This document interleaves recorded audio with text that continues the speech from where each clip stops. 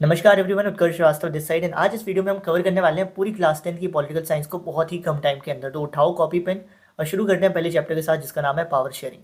Power sharing का simple मतलब power को शेयर करना। तो इस चैप्टर में हम यही जानेंगे कि पावर शेयरिंग क्यों जरूरी है और हमारे इंडिया में कैसे पावर को शेयर किया जाता है। तो बेसिकली पावर शेयरिंग में दो कहानियां आती हैं, बेल्जियम और श्रीलंका की, जिन कहानियों का इंपॉर्टेंस बहुत ज़्यादा पेपर के पॉइंट ऑफ व्यू से नहीं है, बट इन कहानियों के एंड में क्या हुआ ये पेपर पॉइंट ऑफ व्यू से बड़ा इंपॉर्टेंट है। तो कहानी की शुरुआत है पहली श्रीलंका से। श्रीलंका की जो पॉपुलेशन थी वहाँ पे 74% जो लोग थे वो सिन्हाला लैंग्वेज बोलते थे, 18% जो लोग थे वो तमिल बोलते थे और 7% जो बाकी बचे थे वो क्रिश्चियंस थे। तो अब श्रीलंका में क्या हुआ, जब श्रीलंका आज़ाद हुआ था 1948 में, तो एक सवाल था कि श्रीलंका कैसे पावर शेयर करेगा। क्या वो बराबर बराबर पावर शेयर करेगा कि जितनी पावर सिन्हाला इतना तमिल, तो बढ़िया चीज़ें चलती। लेकिन श्रीलंका ने ऐसा नहीं किया। श्रीलंका ने अपनाई मेजोरिटेरियनिज्म की पॉलिसी।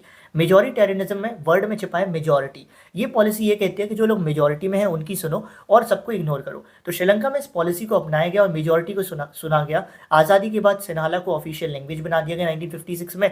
और जब भी कोई जॉब निकलती थी, कोई एडमिशन होने होते थे, कुछ भी होता था, सिन्हालास को प्रायोरिटी मिलती थी। क्यों? क्योंकि यहाँ पे किसी और के साथ पावर को शेयर ही नहीं किया गया था, जिसकी वजह से जो तमिल लोग थे और जो क्रिश्चियन लोग थे इनको बुरा लगा। इन्होंने खुद को ऑर्गेनाइज किया और मूवमेंट करने शुरू करे। इन्होंने डिमांड रखी कि हमें हमारी इंडिपेंडेंट तमिल स्टेट दे दो श्रीलंका के नॉर्थ और ईस्टर्न पार्ट्स में, और साथ ही साथ हमें इक्वालिटी दो और तमिल को भी एक ऑफिशियल लैंग्वेज बनाओ। इस वजह से क्या हुआ, श्रीलंका में एक बहुत ही इंटेंस कॉन्फ्लिक्ट का एरिया क्रिएट हो गया, तमिल वर्सेस सिन्हाला, जो बाद में जाकर सिविल वॉर में कन्वर्ट हुआ और कई लोग इसमें मारे गए। और ये सब हुआ क्यों? क्योंकि श्रीलंका ने पावर को शेयर नहीं किया था, इन्होंने गलत पॉलिसी अपना ली थी। वहीं पर अगर हम बेल्जियम को देखते हैं तो बेल्जियम की पॉपुलेशन में भी कुछ ऐसा ही हाल था। बेल्जियम की पॉपुलेशन डिवाइडेड थी। 59% लोग थे वो डच बोलते थे और 40% लोग फ्रेंच बोलते थे, यानी डच मेजोरिटी में थे और माइनॉरिटी में फ्रेंच थे। और जो बेल्जियम की कैपिटल थी ब्रुसेल्स, किसी भी कंट्री में उसकी कैपिटल बड़ी इंपॉर्टेंट होती है। उसकी कैपिटल में क्या आलम था, कैपिटल में ये हो रखा था कि 80% फ्रेंच थे, 20% डच थे, यानी जो पूरे देश में जो लोग मेजोरिटी में हैं वो कैपिटल सिटी में आकर माइनॉरिटी में आ जाते हैं। तो यहाँ पर तो और कॉम्प्लिकेटेड स्ट्रक्चर था। तो सबने कहा भाई बेल्जियम का भी सेम ही हाल होगा जो श्रीलंका में हुआ। लेकिन बेल्जियम के कुछ लीडर्स ने कहा नहीं, हम ऐसा नहीं होने देंगे, हम कुछ अच्छे अच्छे कदम उठाएंगे। इन्होंने डिसाइड किया कि हम एकोमोडेशन करेंगे। एकोमोडेशन का मतलब सबको साथ लेकर चलेंगे। तो बेल्जियम में कुछ ऐसे कदम उठाए गए 1970 से 1993 के बीच में, जिसकी वजह से बेल्जियम में प्रॉपर पावर शेयरिंग हुई और पूरा बेल्जियम बढ़िया से चल पाया। जैसे पहला कदम उठाया गया था कि इक्वल रिप्रेजेंटेशन दी गई। इक्वल रिप्रेजेंटेशन दी गई फ्रेंच को भी डच को भी। उन्होंने बोला फर्क नहीं पड़ता, तुम फ्रेंच बोलते हो, डच बोलते हो, क्या बोलते हो, इससे कोई लेना देना नहीं है, तुमको इक्वल रिप्रेजेंटेशन देंगे हम पॉलिटिक्स में। दूसरी चीज़, सेंट्रल गवर्नमेंट की पावर्स को स्टेट के साथ शेयर किया गया। इससे क्या हो गया, कोई एक लेवल ऑफ गवर्नमेंट दूसरे पे डोमिनेट नहीं कर सकती थी, क्योंकि पावर शेयरिंग हो रही थी। तीसरी चीज़, जैसा हमने कहा ब्रुसेल्स में थोड़ा सा दिक्कत वाली अलग सिचुएशन थी, क्योंकि वहाँ पर 80% लोग फ्रेंच थे और सिर्फ 20% डच थे। तो सरकार ने कहा कोई फर्क नहीं पड़ता, तुम 80 हो या 20 हो, हम अभी भी वही करेंगे जो हमने पूरे देश में किया, हम यहाँ पर भी इक्वल रिप्रेजेंटेशन देंगे। ब्रुसेल की एक सेपरेट गवर्नमेंट बनाई गई और बोला गया कि इक्वल रिप्रेजेंटेशन दी जाएगी डच को भी और फ्रेंच को भी। साथ ही साथ यहाँ पर एक थर्ड फॉर्म ऑफ गवर्नमेंट भी बनाई गई थी, community kind of government. Community government basically her language group की अपनी अपनी कम्युनिटी गवर्नमेंट होती थी, जिसके पास राइट होते थे कि वो अपनी कल्चरल इशूज़ पर, सांस्कृतिक इशूज़ पर अपने अपने डिसीजंस को ले सकते थे। और इस तरीके से यहाँ पावर को शेयर किया गया। तो एक चीज़ हम बोल सकते हैं कि जहाँ पर पावर शेयर होती है वहाँ पर कॉन्फ्लिक्ट के चांसेस कम हो जाते हैं। यहीं से बनता है हमारा next topic, why power sharing is desirable. Power sharing क्यों जरूरी है? नंबर 1, क्योंकि जहां पावर शेयरिंग होती है वहां कॉन्फ्लिक्ट के चांसेस, लड़ाई झगड़े के चांसेस कम हो जाते हैं। इस रीजन को हम बोलते हैं प्रूडेंशियल रीजन। पेपर में हर बार पूछा जाता है, give one prudential and moral reason. तो इसको याद कर लो। तो पहला रीजन क्या है, प्रूडेंशियल रीजन क्यों बोलते हैं इसको? सबसे पहले तो ये समझो, प्रूडेंशियल का मतलब होता है ऐसा रीजन जो बेस्ड हो ऑब्जर्वेशंस पर, एक्सपीरियंस पर। तो लोगों ने ऑब्जर्व किया है, अब ये कोई फैक्ट नहीं है, लेकिन लोगों ने ऑब्जर्व किया है कि जहां पर पावर शेयरिंग होती है वहां पर कॉन्फ्लिक्ट्स के चांसेस कम होते हैं। दूसरा जो रीजन होता है वो होता है मोरल रीजन। मोरल रीजन ये बोलता है power sharing is the very spirit of democracy. Power sharing democracy की आत्मा है। जैसे हमारे शरीर में से आत्मा निकाल दो तो शरीर मुर्दा है, ऐसी पावर शेयरिंग निकाल लेंगे तो डेमोक्रेसी डेमोक्रेसी नहीं रह जाएगी। इसीलिए पावर शेयरिंग जरूरी है। ये दो रीजंस होते हैं। इंडिया में पावर शेयर कैसे होती है? इंडिया में बहुत तरीके से होती है, लेकिन जो मेन तरीके हैं उनमें वो दो हैं। पहला होता है हॉरिजॉन्टल डिस्ट्रीब्यूशन ऑफ पावर। इसमें पावर को शेयर किया जाता है गवर्नमेंट के अलग अलग ऑर्गन्स में। हमारी गवर्नमेंट के 3 ऑर्गन है, एग्जीक्यूटिव, लेजिस्लेटिव, जुडिशरी। ये तीनों ऑर्गन्स के पास इक्वल पावर होती है, बट इनके काम करने के एरियाज अलग अलग होते हैं। इन तीनों ऑर्गन्स के पास ये पावर भी होती है कि एक दूसरे पर क्रॉस चेक कर सकती हैं। इस डिस्ट्रीब्यूशन को हम हॉरिजॉन्टल डिस्ट्रीब्यूशन ऑफ पावर क्यों बोलते हैं? क्योंकि एक हॉरिजॉन्टल लाइन ऐसी सी होती है। अब इस लाइन पे कोई पॉइंट यहाँ पे हो, यहाँ पे हो, यहाँ पे हो, कोई फर्क नहीं पड़ेगा, क्योंकि इन सबका बेस सेम है, इन सबका लेवल सेम है। यही होता है, तीनों ऑर्गन हैं भले ही अलग अलग, लेकिन तीनों के पास इक्वल पावर होती है, बिल्कुल वैसे ही जैसे हॉरिजॉन्टल लाइन पे कोई भी पॉइंट हो वो इक्वल बेस पे होता है। दूसरा होता है पावर को शेयर किया जाता है among various levels of government. इसमें क्या किया जाता है, जैसे हमारे देश में एक सेंट्रल लेवल होती है, फिर उससे स्टेट लेवल, और कई बार तो थर्ड लेवल भी होती है। इसमें पावर को अलग अलग लेवल्स में बांट दिया जाता है। हमारे देश में ऐसा कर रखा है, सेंट्रल के पास मैक्सिमम पावर होती है, उसके बाद स्टेट लेवल है उसके पास, उसके बाद हर लेवल ऑफ गवर्नमेंट को कितनी पावर मिलेंगी ये भी कॉन्स्टिट्यूशन में लिखा जाता है, वरना कल के दिन कोई आके बोले भाई ये पावर तुम्हारे पास कहाँ से आई, तो ये बात भी तो है। तो हर लेवल ऑफ गवर्नमेंट को क्या पावर मिलेंगी इसका जिक्र कॉन्स्टिट्यूशन में होता है। और जब इस तरीके से हम पावर्स को डिवाइड करते हैं among various level of government, इसी को हम फेडरलिज्म भी बोलते हैं, और इसी को हम वर्टिकल डिस्ट्रीब्यूशन ऑफ पावर भी बोलते हैं। वर्टिकल डिस्ट्रीब्यूशन ऑफ पावर क्यों बोलते हैं, क्योंकि वर्टिकल लाइन ऐसी होती है, इस पर जो टॉप पे आएगा उसके पास सबसे ज़्यादा पावर, यानी सेंट्रल लेवल, फिर उसके नीचे स्टेट, उसके पास कम, और फिर सबसे नीचे लोकल, उसके बाद सबसे कम पावर। सिंपल। तीसरा है पावर को शेयर किया जाता है among various social groups based on language, based on their culture. जैसे हमारे इंडिया में जो माइनॉरिटी ग्रुप्स हैं, जो जिनकी लैंग्वेज बहुत कम लोग बोलते हैं, लेकिन फिर भी उनको रिस्पेक्ट पे करी जाती है, उनको रिजर्वेशंस दिए जाते हैं हमारे भारत में, सो दैट वो भी रिस्पेक्टेड फील करें, इग्नोर्ड फील ना करें, और वैसा कुछ ना करें जैसा श्रीलंका में हो गया था। बेल्जियम में भी यही किया गया था। बेल्जियम में कम्युनिटी गवर्नमेंट बनाई गई थी इसी काम के लिए, कि हर लैंग्वेज के बंदे जो लोग अपनी अपनी कम्युनिटी गवर्नमेंट बना लें और अपने अपने कल्चरल इशूज़ पर डिस्कस कर सकें। चौथा पावर शेयर करी जाती है among various pressure groups and social groups. जो समाज सेवा के ग्रुप्स होते हैं इनके साथ भी पावर शेयर करी जाती है। इनको क्या पावर मिलती है, इनके पास पावर होती है डेमोक्रेसी में कि ये प्रोटेस्ट कर सकते हैं, ये अपनी बात रख सकते हैं, ये भी एक तरीके से पावर शेयरिंग करनी होती है। जैसे किसान आंदोलन में किसानों के पास ये पावर थी कि वो अपनी बात को रखें, और उन्होंने इतने अच्छे से अपनी बात को रखा कि किसान बिल वापस ही करवा लिया। तो इस तरीके से हमारे देश में पावर शेयर करी जाती है। इस चैप्टर में दो इंपॉर्टेंट चीज़ें हैं, पहला why power sharing is desirable, दूसरा vertical and horizontal distribution of power. Move on करते हैं नेक्स्ट चैप्टर पे जो इसी से रिलेटेड है, फेडरलिज्म। फेडरलिज्म मैंने बता दिया क्या होता है। जब आप पावर को इस तरीके से डिवाइड करते हो कि सेंट्रल लेवल और उसके कुछ कुछ लेवल्स में पावर डिवाइड करते हो, इस सिस्टम को हम बोलते हैं federalism. Federalism is the system of government in which power is divided between a central level and it's constituent units. Generally federalism में आपको दो या दो से ज़्यादा लेवल देखने को तो मिलेंगी, और हर लेवल जो होती है उसकी पावर फिक्स होती है। कॉन्स्टिट्यूशन में जिक्र होता है, जिसमें एक जो सेंट्रल लेवल होती है वो क्या करती है, वो पूरे देश के लिए होती है, और ये जो छोटी छोटी लेवल्स होती हैं ये अपने अपने एरिया के लिए होते हैं। बात करें फेडरलिज्म के फीचर्स की, तो कहीं पर अगर फेडरलिज्म है, जैसे भारत में फेडरलिज्म है, तो आपको वहाँ पर क्या क्या चीज़ें देखने मिलेंगी, क्या क्या फीचर्स देखने को मिलेंगी। सबसे पहला, जहाँ पर भी फेडरलिज्म होता है वहाँ पर दो से ज़्यादा लेवल ऑफ गवर्नमेंट होगा, दो से कम नहीं हो सकता। जैसे सेंटर स्टेट तो होगा ही होगा, हो सकता है कहीं पर लोकल हो, कहीं पर ना हो। हमारे इंडिया में तो लोकल लेवल है, ठीक है। दूसरा, हर लेवल ऑफ गवर्नमेंट को क्या होता है, हर लेवल ऑफ गवर्नमेंट की अपनी ज्यूरिसडिक्शन होती है। ज्यूरिसडिक्शन का मतलब हर लेवल ऑफ गवर्नमेंट के पास अपनी अपनी पावर होती है, जिसमें वो अपने अपने मैटर पर कानून बना सकता है और बढ़िया से काम कर सकता है। जैसे हमारे यूपी गवर्नमेंट के पास है कि वो अपनी पुलिस को अपने हिसाब से चला सकती है, उसकी पावर कंप्लीटली यूपी गवर्नमेंट के पास है, स्टेट गवर्नमेंट के पास।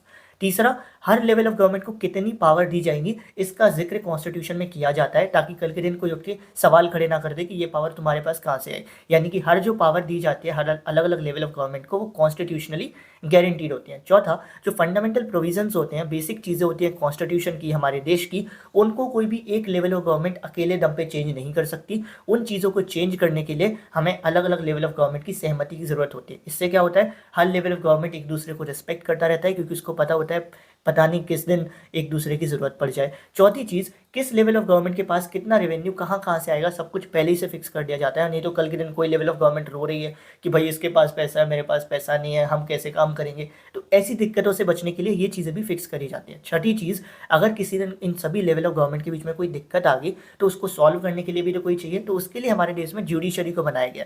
जुडिशरी एक बहुत इंपॉर्टेंट रोल प्ले करता है इन सभी लेवल ऑफ गवर्नमेंट के बीच में। वो इन सबको देखता रहता है, और इनकेस कभी कोई क्लैश होता है तो जो हाईएस्ट कोर्ट होता है ना, सुप्रीम कोर्ट ऑफ इंडिया, या फिर कई बार तो हाई कोर्ट ऑफ इंडिया, ये इंटरफेयर करता है और अलग अलग लेवल्स के बीच में अगर कभी क्लैश हो जाता है अलग अलग लेवल्स ऑफ गवर्नमेंट के बीच में, तो इसको सॉल्व करवाता है। तो एक बहुत ही सिंपल से पॉइंट है फेडरलिज्म। आप सिंपल भारत को इमेजिन करो और देखो भारत की पॉलिटिक्स में क्या क्या चीज़ें हैं, किस तरीके से भारत में पावर डिवाइड है, आप समझ जाओगे।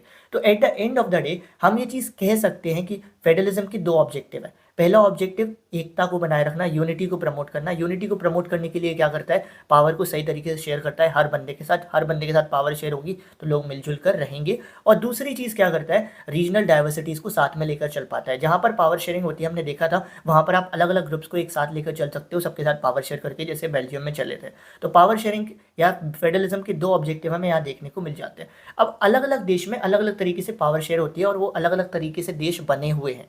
जैसे अगर आप अमेरिका देखोगे तो अमेरिका अलग तरीके से बना है, भारत अलग तरीके से बना है। अमेरिका क्या है? United states of America. America में छोटे छोटे स्टेट्स मिलकर उन्होंने क्या किया, एक बड़ा अमेरिका बनाया, एक बड़ी कंट्री बनाई, छोटी छोटी कंट्री साथ में आई, कमिंग टुगेदर हुआ और फिर एक बड़ी कंट्री बनाई, एक बड़ी आइडेंटिटी बनाई। तो जब ऐसे पावर शेयरिंग होती है इसको हम बोलते हैं कमिंग टुगेदर फेडरेशन। और वहीं पर अगर हम भारत बोलें तो भारत में क्या है, पहले से एक मेन लेवल ऑफ गवर्नमेंट थी और उसने क्या किया, उसने छोटी छोटी स्टेट्स में पावर बांट दी। तो उसने क्या किया, इन सब स्टेट्स को होल्ड कर लिया। तो यहाँ पर क्या हुआ, होल्डिंग टुगेदर। तो कई सारी स्टेट्स, कई सारी कंट्रीज में कमिंग टुगेदर फेडरेशन है, कई सारे देशों में होल्डिंग टुगेदर है। भारत में होल्डिंग टुगेदर है, क्यों? क्योंकि यहाँ पर जो मेन लेवल गवर्नमेंट है वो होल्ड करती है बाकी सभी लेवल ऑफ गवर्नमेंट को, बाकी सभी स्टेट गवर्नमेंट को, लोकल गवर्नमेंट को। और अमेरिका में क्या होता है, छोटी छोटी लेवल ऑफ गवर्नमेंट, छोटे छोटे स्टेट्स साथ में आकर एक देश बनाते हैं और फिर एक फेडरेशन बनते हैं। मूव ऑन करते हैं नेक्स्ट टॉपिक पर, दैट इज इंडिया को फेडरल क्या बनाता है।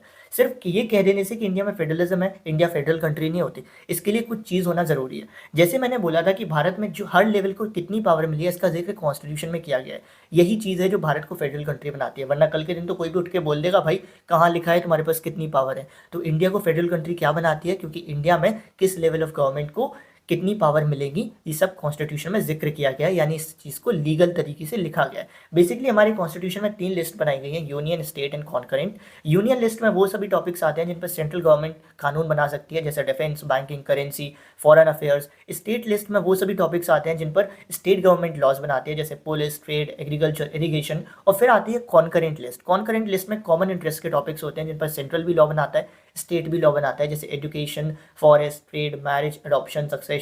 अब इसमें क्या होता है, मान लो कोई कॉन्करेंट लिस्ट का टॉपिक है एजुकेशन, उसमें दोनों ने लॉ बनाई, सेंट्रल गवर्नमेंट ने भी बना दी, स्टेट गवर्नमेंट ने भी बना दी, और दोनों की लॉ आपस में क्लैश कर रही है। तो ऐसे में सेंट्रल गवर्नमेंट की लॉ को ज़्यादा प्रेफरेंस दी जाती है क्योंकि ये बड़ी लेवल ऑफ गवर्नमेंट है। अब बात करें इंडिया में फेडरलिज्म को, सिंपल फेडरलिज्म का सिंपल मतलब पावर शेयरिंग है। फेडरलिज्म वर्ड सुनने में कॉम्प्लिकेटेड सा लगता है, मुझे भी बोलना है फेडरलिज्म फेडरलिज्म हटाओ यार, तो पावर शेयरिंग बोलते हैं। तो इंडिया में पावर शेयरिंग को कैसे प्रैक्टिस किया जाता है? इंडिया में पावर शेयरिंग को प्रैक्टिस करने के लिए 3 तरीके अपनाए गए थे। नंबर 1 चीज़ कही गई थी आज़ादी के बाद, formation of linguistic states. Linguistic states का मतलब स्टेट्स को इस आधार पर बनाना, इस तरीके से बनाना कि जो लोग सेम लैंग्वेज या सेम कल्चर के हों वो सेम स्टेट में चले जाएं। आप ही बताओ कैसा होगा एक स्टेट में जहाँ पर 10% तमिल हैं, 10% मद्रासी हैं, 10% मलयालम वाले हैं, इतना कितना डिफिकल्ट हो जाएगा उस स्टेट को चलाना। तो क्या किया गया था, लिंग्विस्टिक स्टेट्स को क्रिएट किया गया था इस हिसाब से कि जो लोग same language same culture share करते हैं वो लोग सेम स्टेट्स में चले जाएं, ताकि उनको उनको अच्छे तरीके से एडमिनिस्टर किया जा सके। पहले लोगों को लगा था इससे देश और ज़्यादा डिसइंटीग्रेट होगा, लेकिन पता चला कि देश इससे और भी ज़्यादा यूनाइटेड हो गया। जैसे जो तमिलनाडु है, झारखंड है, नागालैंड है, वो इसी तरीके से बनी है और इसी तरीके से यहाँ पे पावर शेयर हुई है। वहीं पर लैंग्वेज पॉलिसी भी हमारी एक ऐसी चीज़ है जिसकी मदद से हम पावर को अच्छे से शेयर कर पाए। हमारे देश में बोला गया कि हम हर लैंग्वेज को रिस्पेक्ट करेंगे। देखो, कहीं पर अगर आपको पावर शेयरिंग अच्छी करवानी है तो आपको रिस्पेक्ट दिखानी पड़ेगी सबके प्रति। जैसे हमारे इंडिया में होता है, बोलते हैं कोई भी नेशनल लैंग्वेज नहीं है, हिंदी हमारी सिर्फ ऑफिशियल लैंग्वेज है और हम उन सभी लैंग्वेजेस को रिस्पेक्ट करते हैं जो भारत के लोग बोलते हैं, जिसकी वजह से हिंदी ना तो ऑफिशियल लैंग्वेज है, साथ ही साथ हमारे कॉन्स्टिट्यूशन में 22 लैंग्वेजेस को जोड़ा गया है, जिनको हम बोलते हैं, जिस लिस्ट को हम बोलते हैं शेड्यूल्ड लैंग्वेज। इनका इंपॉर्टेंस ये है कि अगर आप कभी सेंट्रल गवर्नमेंट का पेपर दोगे, जैसे रिजर्व बैंक ऑफ इंडिया का या यूपीएससी, तो आप वो पेपर देने जाओगे ना तो आप इन 22 में से कोई भी लैंग्वेज चुन सकते हो और उसमें पेपर दे सकते हो। इससे क्या होता है, आपको अपनी इंपॉर्टेंस फील होगी कि भाई मेरी लैंग्वेज को भी इंपॉर्टेंस दी जा रही है। यहाँ तक कि हमारे देश की लैंग्वेज पॉलिसी ये भी कहती है कि हर स्टेट गवर्नमेंट अपनी खुद की लैंग्वेज भी रख सकती है, स्टेट जो उनकी लोकल लैंग्वेज होगी जिसमें वो अपने डेली वर्क कर सकते हैं। जैसे इंडिया में डेली वर्क किस में होता है, नॉट इंडिया में, उत्तर प्रदेश में डेली वर्क होता है हिंदी में होता है। क्यों? क्योंकि ये हमारे यहाँ की लोकल लैंग्वेज है, स्टेट लैंग्वेज है। तीसरा होता है सेंटर स्टेट रिलेशन। अब अगर आप चाहते हो पावर शेयरिंग अच्छे से चले तो सेंट्रल लेवल और स्टेट लेवल के बीच में रिश्ते अच्छे होना जरूरी है, क्योंकि ये अगर अच्छे नहीं होंगे तो फेडरलिज्म कतई अच्छा नहीं हो सकता। और पहले बिल्कुल अच्छे रिश्ते नहीं होते थे, क्योंकि सेंट्रल लेवल हमेशा कोशिश करता था स्टेट लेवल पर डोमिनेट करने की, स्टेट लेवल को दबाने की। लेकिन ये रिलेशन सुधर गए जैसे जैसे टाइम बीतता गया 1990 में, क्योंकि ये वो समय था 1990s के टाइम पे जब कोलिशन गवर्नमेंट बनना शुरू हुई, गठबंधन की सरकार। गठबंधन की सरकार क्या होती है, जब 2 या 2 से ज़्यादा पार्टीज मिलकर आकर इलेक्शंस लड़ती हैं और इलेक्शन जीतती हैं, इससे उन्हें ईजी हो जाता है थोड़ा इलेक्शन जीतना। तो जब ये सब होने लगा तो हर लेवल ऑफ गवर्नमेंट, हर पार्टी एक दूसरे को रिस्पेक्ट करने लगी, क्योंकि उनको लगा पता नहीं कब किसकी मदद की जरूरत पड़ जाए। साथ ही साथ सुप्रीम कोर्ट ने भी कुछ ऐसे नियम कानून बनाए जिससे हर लेवल ऑफ गवर्नमेंट को एक दूसरे की रिस्पेक्ट करनी पड़ी और सेंटर स्टेट के रिलेशंस अच्छे हुए और हमारे इंडिया में फेडरलिज्म अच्छे से हो पाया, पावर शेयरिंग अच्छे से हो पाई। आपको ये लिखना कैसे है, आपको एग्जैक्ट एज इट इज़ ही लिखना है। As it is in the sense language ऊपर नीचे हो सकती है, लेकिन ये पॉइंट्स का आप सार समझो। जो मैंने पॉइंट्स लिखे हैं बहुत टू द पॉइंट मैंने चीज़ें लिखी हैं आपकी स्लाइड्स में, ठीक है। तो आपको बिल्कुल इसको इसी से पढ़ के आप रिवाइज कर सकते हो, ज़रूरी नहीं आप मेरी वीडियो देख के रिवाइज करो, ये स्लाइड्स पढ़ के आप रिवाइज कर लेना, वो भी एक बहुत बढ़िया तरीका होगा। मूव ऑन करते हैं लास्ट टॉपिक पे, डिसेंट्रलाइजेशन। डिसेंट्रलाइजेशन इन इंडिया का मतलब, डिसेंट्रलाइजेशन का मतलब या डिसेंट्रल का मतलब सेंट्रल की कुछ पावर थर्ड गवर्नमेंट को दे देना, सेंटर और स्टेट की कुछ पावर उठाकर थर्ड लेवल ऑफ गवर्नमेंट को दे देना, इसी प्रोसेस को हम बोलते हैं डिसेंट्रलाइजेशन। जैसे हमारे इंडिया में हुआ, सेंट्रल लेवल और स्टेट लेवल ऑफ गवर्नमेंट की कुछ पावर्स को उठाकर थर्ड लेवल को दे दिया गया, और इस प्रोसेस को हमने बोला डिसेंट्रलाइजेशन। पहले के टाइम पर 1960s के टाइम पर लोकल गवर्नमेंट तो थी, लेकिन उसको इतने अच्छे से काम करने नहीं दिया जाता था, क्योंकि उसकी पूरी जिम्मेदारी स्टेट गवर्नमेंट के हाथ में थी। स्टेट गवर्नमेंट कभी इलेक्शन कराती थी, कभी पैसे देती ही नहीं थी, कभी इलेक्शन ही नहीं कराती थी। तो लोकल लेवल ऑफ गवर्नमेंट को और बेहतर बनाने के लिए हमारे इंडिया में कुछ कदम उठाए गए थे 1992 में। जैसे नंबर 1, मैंडेटरी कर दिया गया कि इलेक्शन तो कराने पड़ेंगे 5 साल में, नहीं कराओगे तो कार्रवाई होगी। दूसरी चीज़, 1/3 सीट्स जो थी वो वुमेन के लिए रिजर्व कर दी, कि भैया 1/3 सीट पे तो वुमेन ही लड़ेंगी चुनाव। जैसे अगर 3 सीट है तो 1 सीट तो वुमेन की पक्की है। थर्ड चीज़ क्या करी गई, जो माइनॉरिटीज़ थी, जो ओबीसीज थे, एससीज एसटीज थे, इन सबको भी रिजर्वेशंस दिए गए, ताकि इनको भी इनकी इंपॉर्टेंस फील हो, रिस्पेक्ट फील हो। As I said, power share करने का सबसे इंपॉर्टेंट नियम यह है कि सबको ये लगना चाहिए कि उनको इंपॉर्टेंस दी जा रही है, रिस्पेक्ट दी जा रही है। चौथी चीज़, खाली लोकल लेवल के इलेक्शंस कराने के लिए स्टेट इलेक्शन कमीशन बनाई गई, और उसको बोला गया कि तुम्हारा काम यही है कि तुम इनके इलेक्शंस कराओगे रेगुलरली 5 साल में, फ्री एंड फेयर तरीके से। पांचवी चीज़, स्टेट लेवल को बोला गया कि अब तुम्हारे लिए कंपलसरी है कि तुम इन लोकल लेवल ऑफ गवर्नमेंट वालों के साथ अब रेवेन्यू शेयर करो, अपनी कुछ पावर शेयर करो, अदरवाइज तुम पे भी कार्रवाई हो जाएगी। और इस तरीके से हमारे ये चैप्टर खत्म होता है। पावर शेयरिंग, फेडरलिज्म, बहुत आपस में इंटरकनेक्टेड चैप्टर है, आई होप सो आपको समझ भी आ गया होगा। थोड़ा सा ब्रेक लेना है, ब्रेक ले सकते हो, मतलब आप ले सकते हो वीडियो को पॉज करके। मैं तो जा रहा हूँ नेक्स्ट चैप्टर पे यार, gender, religion and caste. Gender, religion and caste, इस चैप्टर में हम देखेंगे कैसे जेंडर और पॉलिटिक्स आपस में एक दूसरे से कनेक्टेड है, कैसे रिलीजन और पॉलिटिक्स कनेक्टेड है, और कैसे कास्ट और पॉलिटिक्स कनेक्टेड है। आज के टाइम पर भी भले ही हम बोले जेन जी हैं या जो भी है, इतना सब समय बदल गया है, भले हम बोलते हैं, लेकिन आज भी ये बात माननी पड़ेगी that men and women are not treated equally, जिसकी वजह से आज भी कई जगह पर वुमेन ने खुद को ऑर्गेनाइज किया है और मूवमेंट्स करे हैं अपनी इक्वालिटी को पाने के लिए, सोशल लेवल पे, पॉलिटिकल लेवल पे। तो जब कोई वुमेन खुद को ऑर्गेनाइज करके मूवमेंट्स करते हैं इक्वालिटी के लिए, सोशल इक्वालिटी, पॉलिटिकल इक्वालिटी के लिए, तो ऐसे मूवमेंट्स को हम बोलते हैं फेमिनिस्ट मूवमेंट। अब हम देखते हैं कि कैसे वुमेन को डिस्क्रिमिनेशन फेस करना पड़ता है इन इक्वालिटी की वजह से। तो सबसे पहली बात होती है कि आपने देखा होगा लड़कियां जनरली समझदार होती हैं लड़कों से पढ़ाई में, गुड परफॉर्मेंस रहती है उनकी, हमसे तो बेहतर ही होती है, लेकिन फिर भी आपने देखा होगा जो वुमेन का लिटरेसी रेट है वो मेन के लिटरेसी रेट से कम है। क्यों? क्योंकि पेरेंट्स प्रेफर करते हैं मेन को ज़्यादा पढ़ाना एज कम्पेयर टू वुमेन। तो ये भी एक तरीके का डिस्क्रिमिनेशन है। दूसरा, ऑन एन एवरेज आप देखोगे एक वुमेन मेन से 1 घंटे ज़्यादा काम करती है। अगर मैं 10 घंटे कर रहा हूँ तो एक वुमेन 11 घंटे कर रही होगी, लेकिन फिर भी मेरे काम को ज़्यादा वैल्यू मिलेगी, उसके काम को नहीं मिलेगी, क्योंकि उसका ज़्यादातर काम कई बार क्या होता है, अगर वो घर में काम कर रही है तो वो अनपेड रहता है, उससे कोई पैसा नहीं आ रहा है, तो उसकी वैल्यू ही नहीं करी जाती है। ये भी एक बहुत ज़्यादा डिस्क्रिमिनेशन चल रहा है। अभी तो एक मूवी भी चल रही है, मुझे मेरे हिसाब से कोई मिसेस करके है, तो वो उस मूवी से बहुत लोग अभी देख रहे हैं। तो उसमें आपने देखा होगा, उसमें वो लड़की बहुत काम कर रही है बट उसको वैल्यू नहीं मिल रही, क्योंकि उस काम से पैसा नहीं आ रहा है। ठीक है, तो वो भी एक तरीके का डिस्क्रिमिनेशन है। थर्ड है, कई सारे एरियाज में आपने देखा होगा मेन और वुमेन इक्वल काम करते हैं, लेकिन दोनों की सैलरी इक्वल नहीं होती। आप बॉलीवुड में जाके देखो, हीरो हीरोइन दोनों का रोल बराबर भी हो सकता है, लेकिन हीरो को बहुत पैसा मिलेगा, हीरोइन को नहीं मिलेगा। अब ये क्यों नहीं मिलता, क्या नहीं मिलता, ये भी लेकिन एक तरीके का हेटेरो डिस्क्रिमिनेशन ही।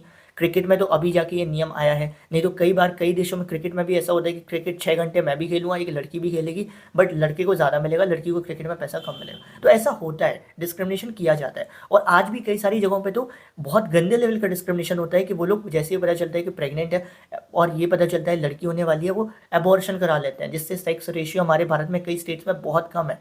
और ये बहुत गंदे लेवल का डिस्क्रिमिनेशन है कि बच्चे को पैदा होने से पहले ही मार देना।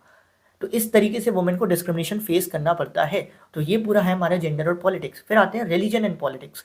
रिलीजन एंड पॉलिटिक्स जो है आज के टाइम पर बिल्कुल मिक्स हो गए हैं, और सिंपल जब रिलीजन और पॉलिटिक्स आपस में मिक्स हो जाते हैं तो जो पॉलिटिक्स बनती है उसको कहते हैं कम्युनल पॉलिटिक्स। कम्युनल पॉलिटिक्स या कम्युनलिज्म।